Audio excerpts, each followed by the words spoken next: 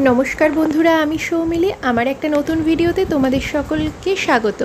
चलो शुरू करा जाक आजकेर এই ভিডিওটা।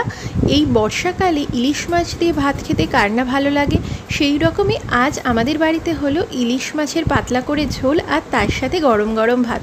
আর ভাবলাম এই রেসিপিটা চট করে তোমাদের সাথে শেয়ার করে দিই।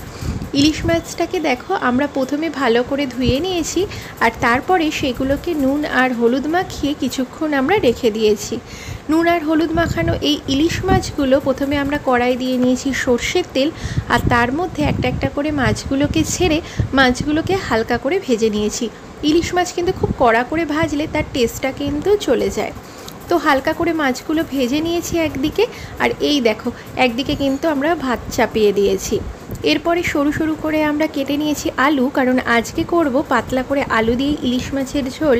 আর সেই মতো কড়াই দিয়ে নিলাম আবার একটু তেল, আর তার মধ্যে দিয়ে নিয়েছি কালো জিরে আর কাঁচা লঙ্কা। আর তার মধ্যে এই দেখো আমরা এখানে দিয়ে দিচ্ছি হচ্ছে আমাদের সরু সরু করে কেটে রাখা আলুগুলোকে আগে ভালো করে ভেজে নেব।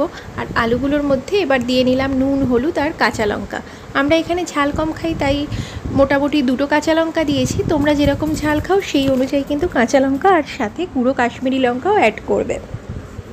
আর এগুলো হয়ে গেলে তার মধ্যে আমরা দিয়ে নিচ্ছি হচ্ছে জল, আর আলুটা যখন সেদ্ধ হয়ে যাবে তারপরে কিন্তু মাছগুলো ওপর দিয়ে ভালো করে সাজিয়ে কিছুক্ষণ টকবক করে ফুটে গেলেই তৈরি একদম সুন্দর স্বাদের ইলিশ মাছ।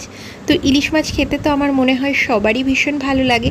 আমার তো ভীষণ প্রিয় ইলিশ মাছ, আর এই বর্ষাকালে ইলিশ মাছ না খেলে যেন মনটা কিন্তু ভরে ওঠে না। আর তোমরা বলো তোমরা কে কীরকমভাবে ইলিশ মাছ রান্না করো, সেটাও কিন্তু আমাকে জানাতে ভুলো না। আমাদের ইলিশ মাছ আজকে ঝটাপট রেডি, আর চলো তাড়াতাড়ি করে আজকের লাঞ্চটা কিন্তু করে নিই।